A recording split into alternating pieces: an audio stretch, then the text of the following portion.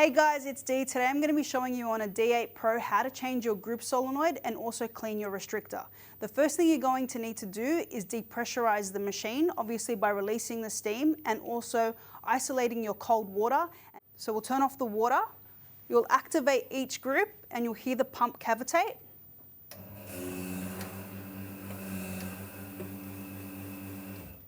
Give it a couple more goes just to make sure we remove all the water.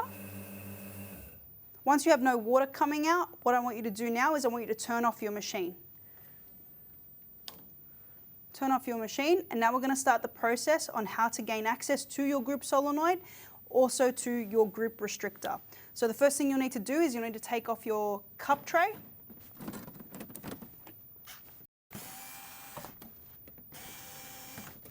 At this point, obviously, you're going to want to make sure you put your screws in a safe location. Pop off the top.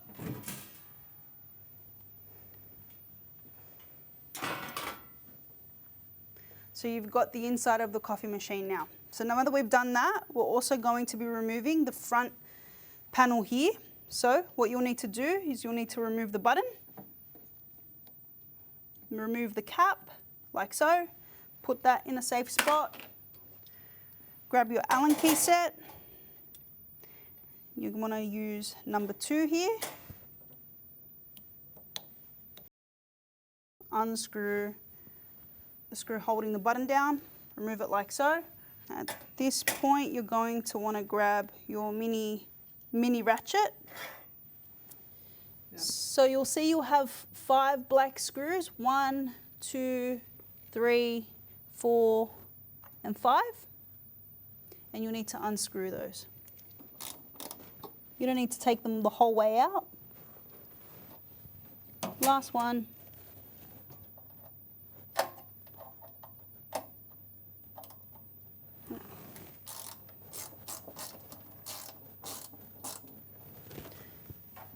So once you get to that point, all you'll need to do is apply some even pressure up.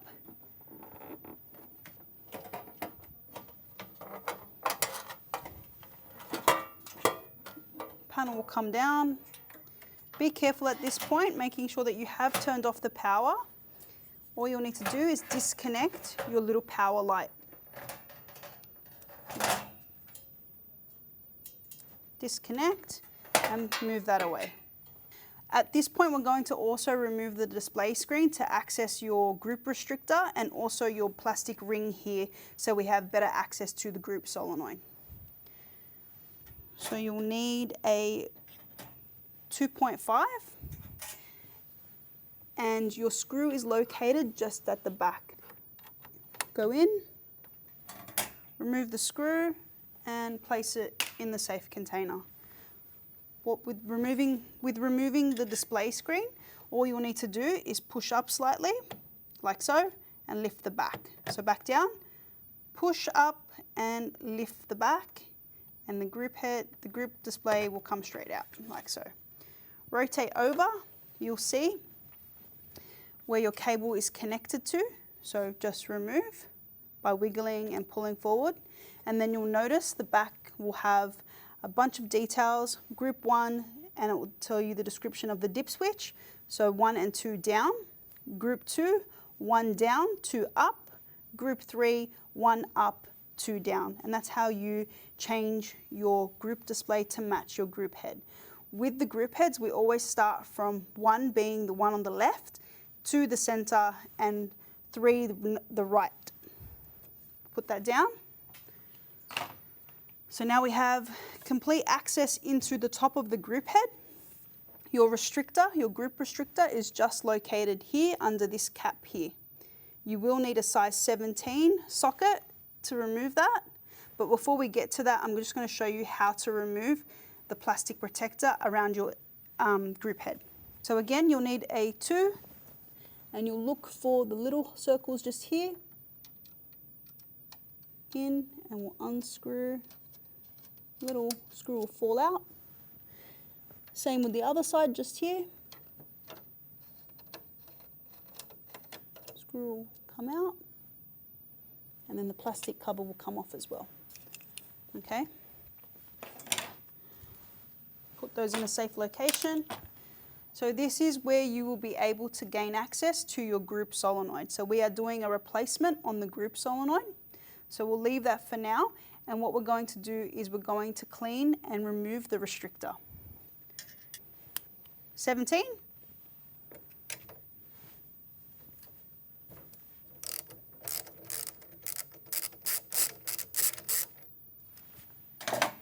Nut. Mesh.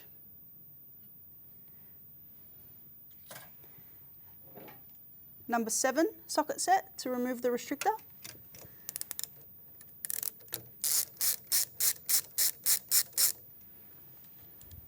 At this point, long nose pliers.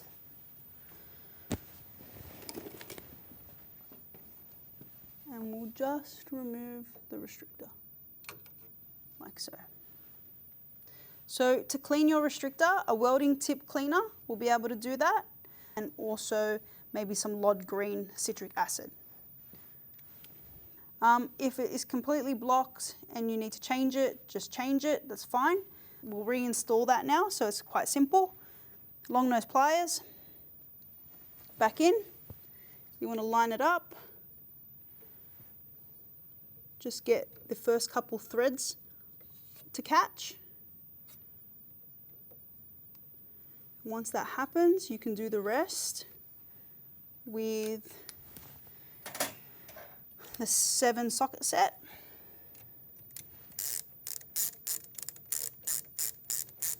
Once you get it tight, all you'll need to do is just a nip, like so. Mesh back on, around the restrictor, and then your nut straight on top of that. Again, same, once you get a couple threads to catch. Yep.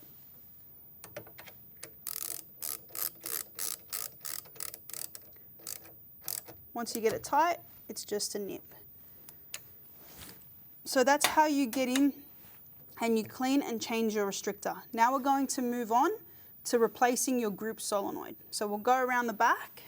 So now to remove the group solenoid, you'll firstly need to remove the silicone tube. So we'll just remove the silicone tube like that. Keep it in an upright position. It's not 100% necessary to keep it in an upright position, but if you can, that's great. So I just feed it to just behind this copper pipe and against the steam boiler. Next, we're going to remove the nipple. You're using a 14 spanner, just like so. It's not too tight, so you just roll the nipple out. Put it in a safe spot, and then we're also going to remove the nut that's holding the solenoid down. Again, with the finger, you'll be able to take that off. Once you get that nut off, again, put it in a safe place, and then you'll be able to just remove the box like so. There is a washer, so make sure you don't drop it.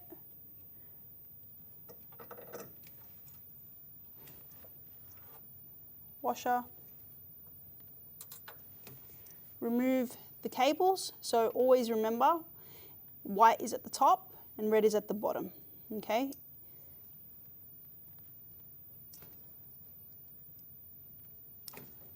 And there you have it. So just remove this little plastic washer just here, put that aside. Grab your Allen key, and what we're going to do is we're just going to remove the shaft itself. So Allen key goes in, size 3, twist, like so, and the shaft will come out with the plunger. Put it aside. You can replace this if you like, but what we're doing today is we're going to be replacing the complete group solenoid. So once we've done that, put that in a safe place. So at this point, you're going to need your mini ratchet again. You'll need a number 3. And what we're going to be doing is we're going to be loosening and removing the screws that are holding the base of the group solenoid in, okay? So we'll go in.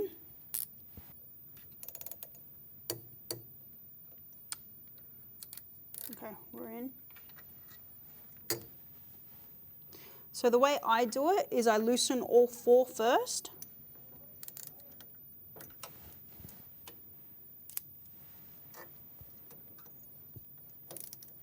So now that we have all 4 loosened, you're just going to remove the hex bit and we're just going to slide it into the screws.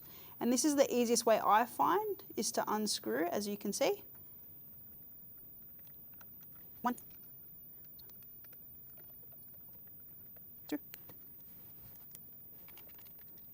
3.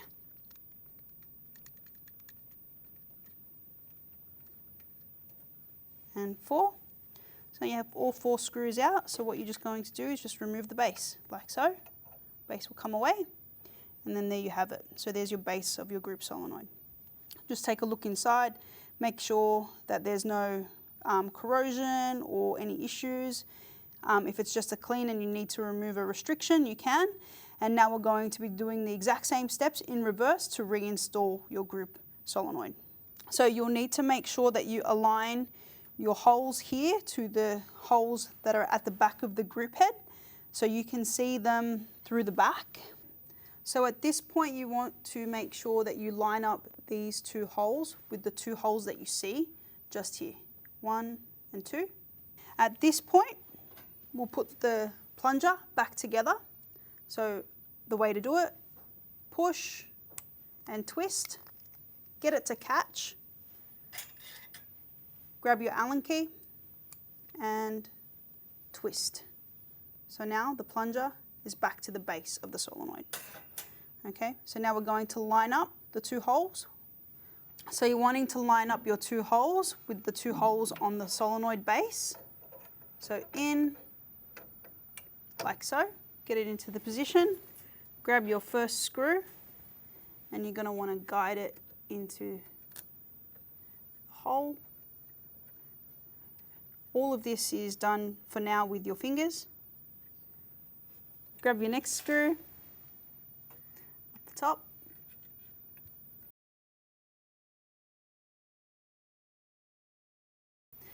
Next one.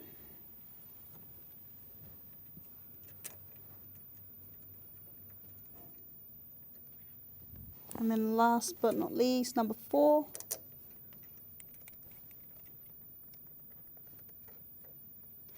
At this point you can grab the mini ratchet and then we'll just tighten everything up.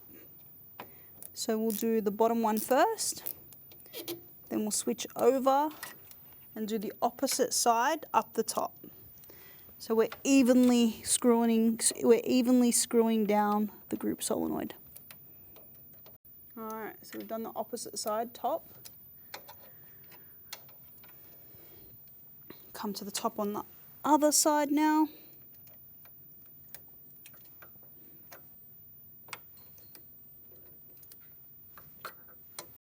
Lucky last.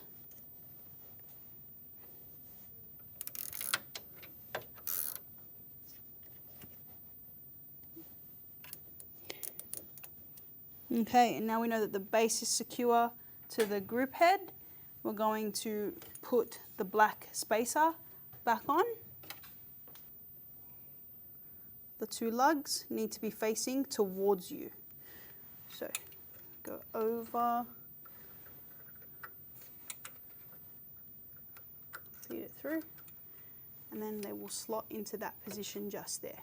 Okay? So reconnecting your solenoid, loop the cables under the copper pipe, like so, and we're just going to reconnect. So remember, white at the top and red at the bottom.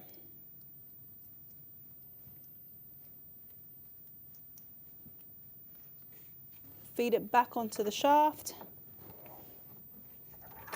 like so. Grab your washer. The washer is conical, so making sure that the conical part pushes into the solenoid. Your nut.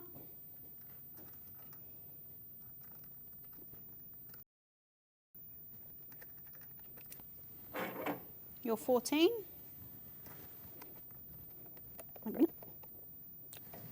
Tight enough where your box doesn't move as much, which is great, like so. Then your nipple,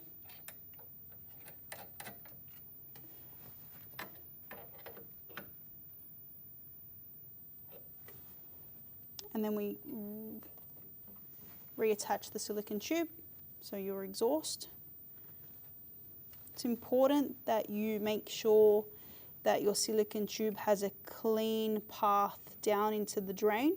We don't want it kinked like so, we want it to be quite open, and then that's how you reinstall your group solenoid.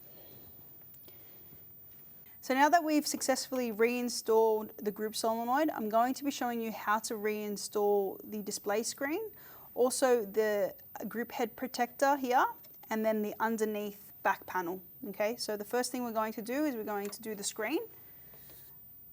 If you have taken off, like I said before, all three group displays, making sure that you choose the correct display screen. So this is group 1, as you can see, both of them down, okay, both of the dip switches down. So we'll flip it over, we'll reconnect the cable. Yeah, that one, sorry. We'll reconnect the cable, like so.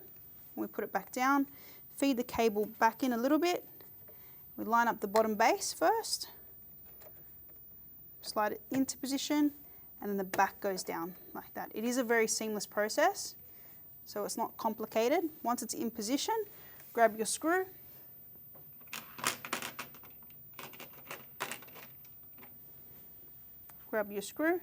and we're going to feed it to the back.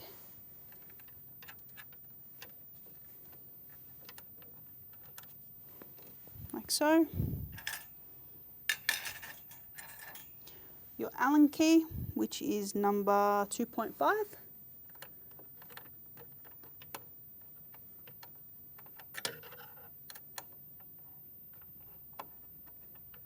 Applying pressure to the display screen as well as you tighten it. Making sure it's secure, and that's it.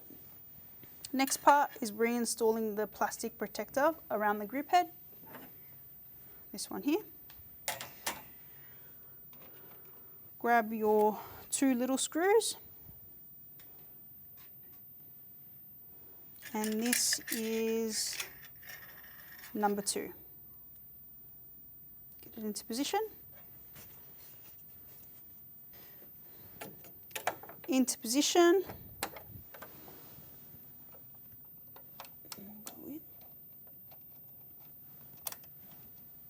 So tighten that up, and then we'll do the next one. Making sure it's secure, and that's that. So next we'll be reinstalling the under panel.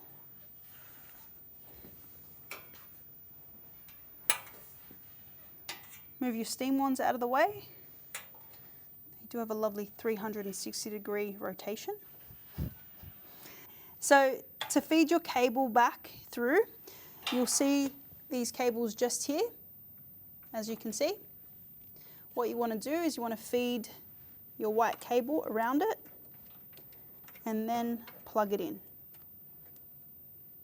like so, okay? Then we're going to guide this cable around the top of the switch, like so, and we're going to making sure that it's secure above. Line up the lugs at the top.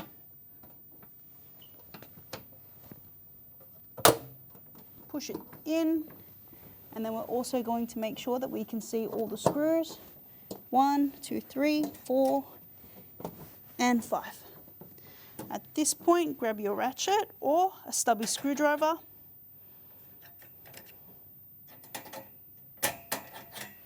We're just going to tighten up all the screws again.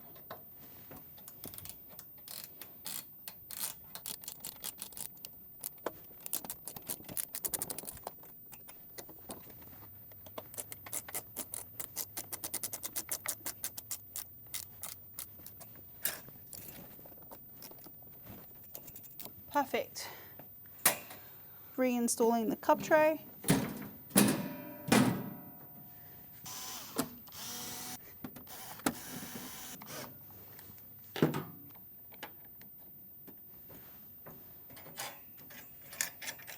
reinstalling your switch. Once you've done that, lining up the 0 with the line. Done.